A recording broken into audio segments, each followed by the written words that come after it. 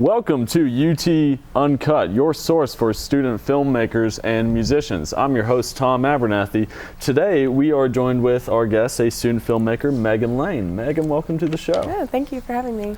Now, to start off, we have one of your pieces called Human Interaction for your film art course. Do you want to give us a little primer before we show it? Yeah, it was for one of my art courses. I'm an art minor, cinema art minor.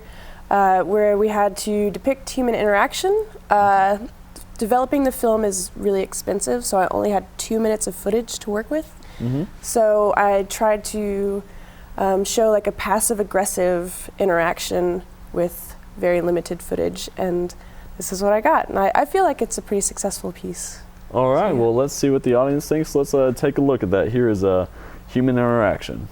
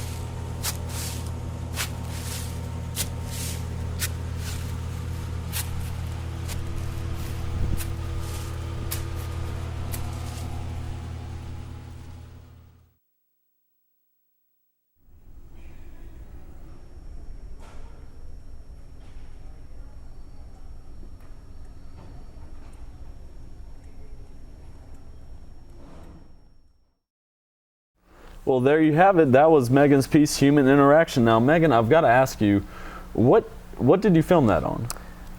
It's a 16 millimeter film. Mm-hmm. Actually, it's a winding Bolex camera from 1934 that the university has. So Okay, I was about to ask, how the hell did you get? No, they're really rare and really expensive. Yeah. So there are like 4 in the art department that you can rent.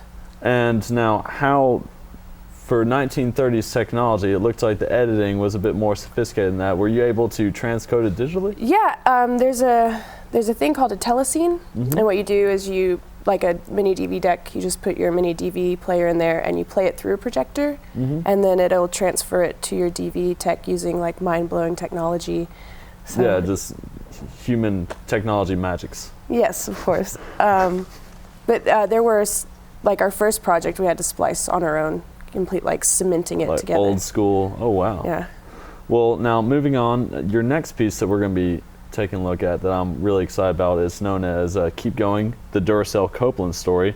You made that for our video production class, 336 with Dr. Legg, that we had together. Mm-hmm. Would you mind telling us about the filming process? Because that was definitely one of the best entries in the class. I mean, it was a lot of fun. It was just, I guess, 336 is like an upper level course, so you just take what you already know, and I mean, I felt like it was pretty easy. We had to rent out a 4-point lighting system and boom mics and lavs and like, what do we use? A Sony HDs? Sony, Canons, I believe, and this is back in the days when everything was, we had to put it on tape. Now it's all completely digital now. We had to roughneck it. But anyway, sorry, keep going. No, yeah, it was, I mean, like filming it wasn't so hard. The editing process though, I mean, we had at least 40 hours of footage to rummage through. Ooh. And I mean, it's completely ad-libbed, so everything had to be like picked apart and chosen and like added together. I think the entire editing process took collectively 5 days. Like if you piled all of the hours that we put into it. So like not, you started and then 5 days later, it literally took 5 days and hours to do it. Yeah. Well, holy crap is all I have to say to that. Now, having made films before for classes like that, I found that one of the struggles that you can have is talent, like where to find people other than just your good friends or classmates in order to be in a film and who will actually be good. This has an amazingly awesome group. Yeah, the guys are great. How did you get in touch with them? I guess stroke of luck. Joe King, I worked on this piece with Joe King and Stephen Hurst. Joe King is actually in an R&B rap group in Knoxville called Second String. Check them out, they're really great. Do they have a MySpace or? Yeah, MySpace, Facebook. All right, check them out. All right, but okay, well, yeah, I'll want to ask more about that in a second, but let's not delay any further. Let's take a look at Keep Going, the Duracell Copeland story. Fans of the famous musician Duracell Copeland are still in shock as news of his death spreads. The world is now mourning the loss of iconic pop star Duracell Copeland, who died tragically just before a tour designed to give new life to his career. And welcome to Entertainment Tonight. I'm Sidney Loafnugget, reporting in for Celebrity News. The death toll of celebrities has reached triple digits, but the world is still fixated on the death of one iconic figure. It's been 5 days since the death of Duracell Copeland, who died in a tragic accident on his I'm Not Dead Yet comeback tour. He was a musician, humanitarian, and genius to some, a porn-loving, drug-addicted lunatic to others. Join me tonight as we investigate and explore the life, the rise and fall of Duracell Copeland. Duracell Copeland was a megastar almost from the very beginning of his career. His charismatic personality and awe-inspiring stage presence captured the hearts of not only America, but the entire globe. On Entertainment Tonight, we take another look at the life of the legendary music star Duracell Copeland. About to do this practice. Gotta get ready. He had it all. He had the style, the way he moved was just, it was overtly sexual. Duracell, he was a great performer. You couldn't cut on a radio without hearing a Duracell Copeland song. You couldn't cut on the television without seeing Duracell Copeland. Well, Duracell's music is my life. It hasn't necessarily shaped my life. My life is kind of shaped around Duracell's music. He was just a shining light in my sky. Born in Atoll, Idaho, Duracell Orenthal Copeland was born on August 23, 1959. His mother was an economics teacher and part-time chicken sexer. Chicken section is basically the person that divides the sexes of the chickens. You know, you have boys on this side and you got women on this side, women chickens. My mother used to say, if you can tug it, you chuck it. If you can poke it, you leave it. The last part didn't rhyme, but you know, it made sense to my mother. It made sense to mother. His father was a clown. He was a professional clown. He had, red nose and everything, big shoes. Wasn't funny, but he was passionate about his work. His father died when Duracell was 2 months of age, and Duracell didn't get to meet his father. He died in a juggling accident. Well, the accident was juggling, but he didn't die from juggling. He actually died after he walked in front of a semi-truck filled with bowling pins. He was a good man. He was excuse me, I'm a little teary-eyed. He was a good man. He made sure that we had food on the table. Duracell never really talked much about his childhood. He was always about the future and what he wanted to do, you know, in the future, and not talk about his past at all. Duracell Copeland's first taste of fame came when his band Macadamia achieved success with the song There She Goes, Dancing All Funky Like. There she go, dancing all funky like that. You know what it is, you know. There she go, dancing all funky like that. You know how it is.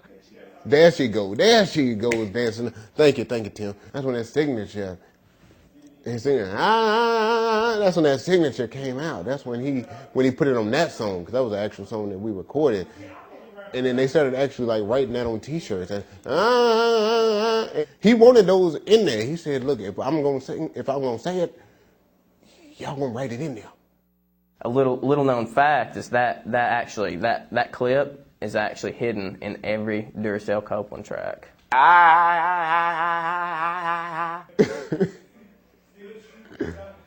And I think it's spelled AUGH. And it just goes in there. Yeah. Me and Razor, we started out, you know, in the group Dozier. We were on the chilling circuit, you know, and we took a trip down to New Orleans. It was in Louisiana. There, we saw this young man, Duracell Copeland. He was just great. That's why I started singing in Louisiana. Actually, my grandmother, she was very big into the church, and so she, like myself, recognized that I had this gift. And I looked at Marlon, and he said, "Man, we got to get this guy for the group." And I said, "You're damn right we do." It was beautiful, and I was like, Duracell, we need you. You need us. And because we knew that if we put Duracell in our group would elevate.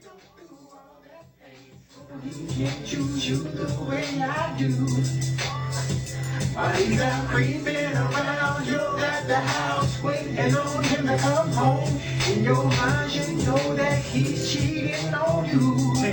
So we did everything in our power to try to lure him away from the group he was with. You know, we'd take money from one member's pocket and put it in another. We'd start little arguments like that, write notes to each other, you know what I'm saying? Do you like me? Yes or no? Maybe.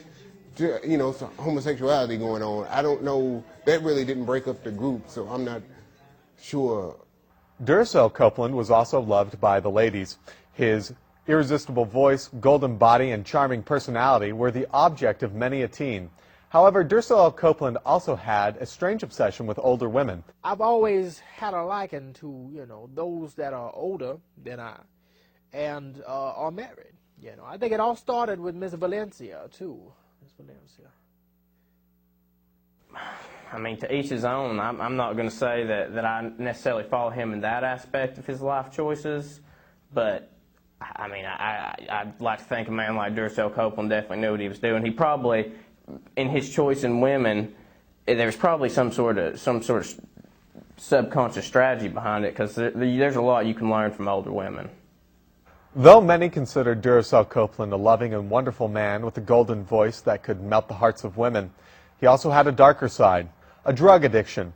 You know, drugs are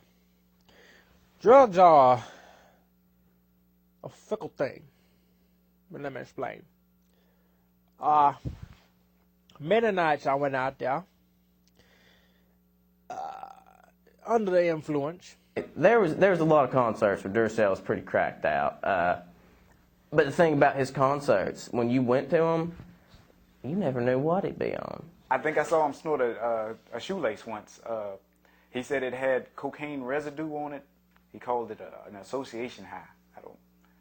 I don't even know if that's possible. He started off with just marijuana, you know. And, you know, that's not bad. But then he went to cocaine. Well, you know, it was weed and cocaine at first. I started mixing the two. And then PCP. I did a little acid with the Beatles. And then I started getting experimental, you know. Yeah, I used to get high off of pencil shavings and used to lace them with rubber cement. You know, but crack is whack.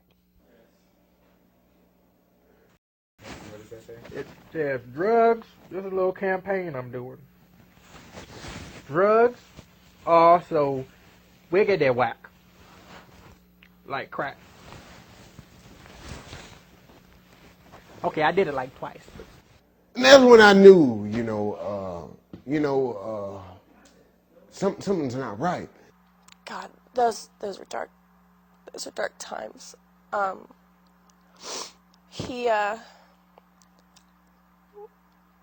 met him at his peak, and he was the most loving man I had ever met, but when it came to pencil shavings and rubber cement, he couldn't control himself. He just... It's hard to get to, What I had to do is I had to break into schools at night. I would take the pencil sharpeners. That was me. Tragedy struck when Macadamia broke up in 1982. The struggle started in a recording session where Duracell got in an argument with Marlon. Razor left as well, but not because he was angry, but because Duracell was about to start doing drugs in the nude.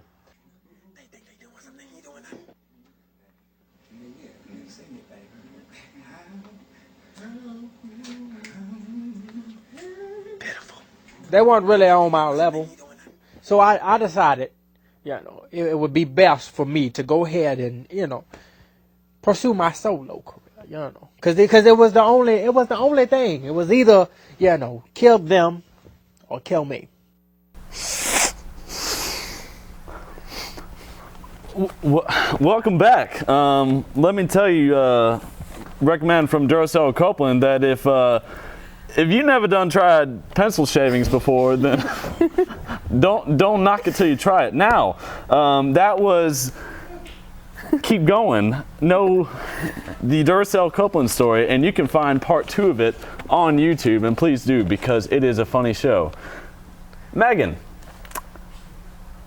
that was an amazing mockumentary, kind of biopic. I'm assuming that you got it from kind of VH1 Behind the Music. Yeah. Inspiration from that? Definitely, and unfortunately it was inspired by Michael Jackson's death. Michael Jackson's death? Yeah. That was a tumultuous time. Him and Farrah Fawcett and Billy Mays. And whom else? Anybody know? I don't know. There's one more. Billy Mays took the show, though. Oh, yeah, definitely. And they all did drugs. What do you know? Probably not pencil shavings. Probably not. Now, you obviously had a huge cast of characters here. So did you have a general storyline, or was everything ad-libbed? Yeah, like I said before, it was all ad-libbed for the most part.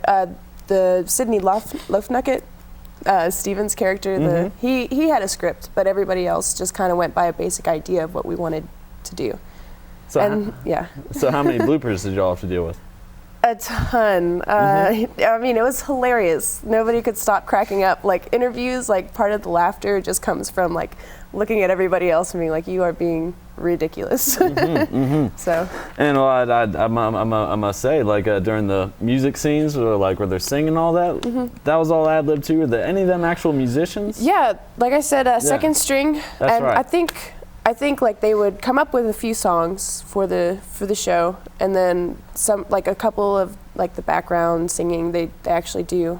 Oh, cool, live. cool. Yeah, because I saw in some of the sets it looks like actual recording studios. Do they work there? Or? Yeah, one of the scenes that we did with the interviews with Razor, it was all shot in a music studio, in a recording studio. They were actually just finishing recording.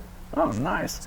Now, being in the class that you submitted that for a grade for, I'm just curious, what kind of grade did you get on that? I'm pretty sure it was an A. There you go. Yeah. I would expect no less. And if you didn't get an A, then I'm not sure what will. Now, moving on, have you had any video production experience since then? That was a year ago, wasn't it? I had an internship the summer after that class where we did live broadcasting, and I worked as assistant director. And who was that with? Music City Roots in Nashville. Oh, cool. Yeah, it's a music venue. So I had a lot of fun with that. Yeah, that's not bad. And also that's a huge thing, huge booming industry in Nashville with CMT, country music, all that, Taylor Swift. Don't even need to talk about all that. Now, I understand that you've been involved with the 48-hour music film festival. Sorry. No, yeah, Talking about music. It's the pencil shavings. I'm sorry. I'm sorry. It was a little too intense. You weren't quite ready for it. It's not bad. Let me tell you that. But anyway, sorry. 48-hour music festival film. 48-hour film festival. Yeah. I did that actually the year after my senior year of high school, and that's what got me into video production. I was going to come up here and do theater, and then one of my buddies who was an actor knew a production company in Murfreesboro and asked me to help since I had run and done lights and crew stuff before, and literally stayed up for 48 hours straight writing, filming, and editing a short for a contest, and like didn't know anybody but my buddy, and seriously felt like I had known the guys for years afterwards. It was so much fun. Well, I hope you had a Starbucks gift card during that time, and I sure as hell hope you had some pencil shavings as well. Now, to finish up, Meagan, thank you for coming on to the show today. You've been a wonderful guest, and I've loved your video. Once again, you can find part 2 of it on youtube.com. Search Keep Going, the Duracell Copeland story. Part 2 should be on there. It's what, like 6 minutes long? Yeah. Something like that. And moving gears, will now be showing John Dozier's video, Infatuation. So let's take a look at that, Knoxville's own.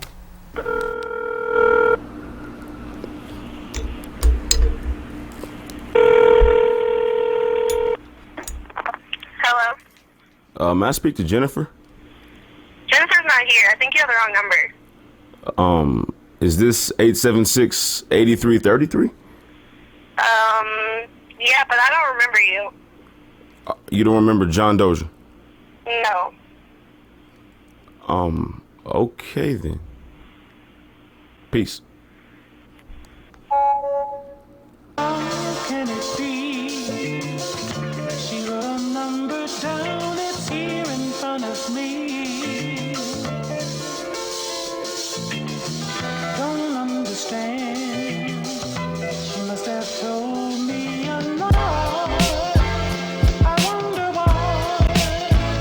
Knew me, but I can see it's a lie. I wonder why. Knew me, but I can see it starts off like any situation. See a fine girl and you know she blazing. Niggas on the sideline and you know they hating. Don't wanna claim they own girl, so niggas take them. She taking, man, second thoughts. This must be mistaken. Blow hot then cold, like from hell into haven. Oops, I mean heaven. She must be from heaven. I sinned 6 days and she took me on the 7th.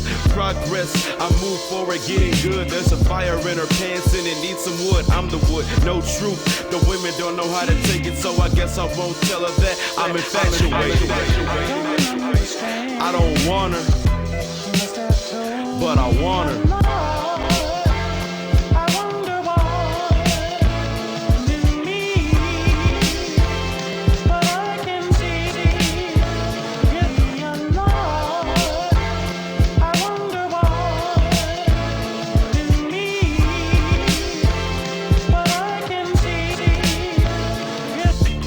Jumped in deeper than I thought I had to. I had an extra girl and she had 2, they bad too. Found out now they mad too. But she said fuck them, I can have you. But she only using me as a tool. Cause she left me in March and turned me into an April Fool. But I ain't gon' sweat it though. How would I look if I sweat a hoe? I'll do better though. I'll tell her to her face, look, you better know you do me wrong and I'll let you go. Now let's go. Now the past is an echo, the future singing. My love like heroin, I'ma have you feeling. I got her leaning, I got her feeding, yeah.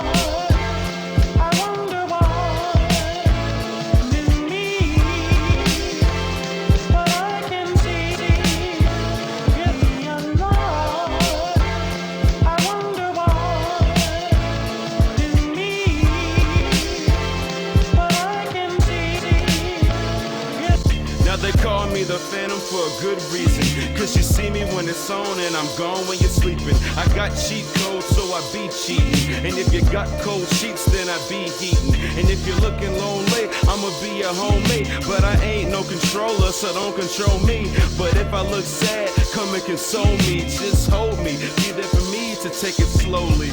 Be real, you wanna know if the sky is high. I wanna know if you're ride or die. Cause if you are, I'ma be the same to you. I'll kick the game for you, I'll let them sing for you like. Don't understand. She must have told me a lie. I wonder why.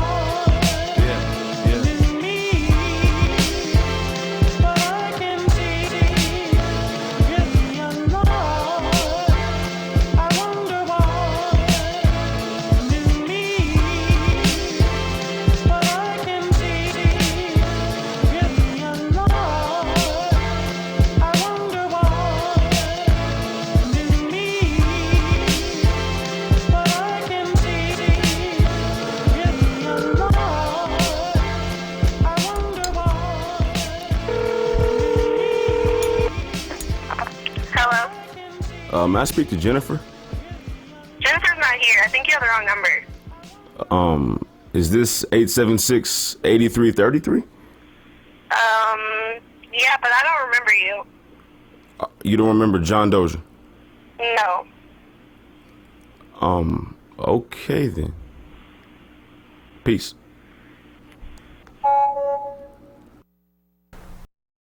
That was John Dozier's Infatuation. He was a guest on the show earlier this semester, and hopefully we'll be seeing more of him. I'd like to thank our guest, Meagan Lane, for coming out on the show and showing her wonderful video, Keep Going, the Duracell Copeland story. You can check out part 2 of it on YouTube. I'm Tom Abernathy, your host. Thanks for watching.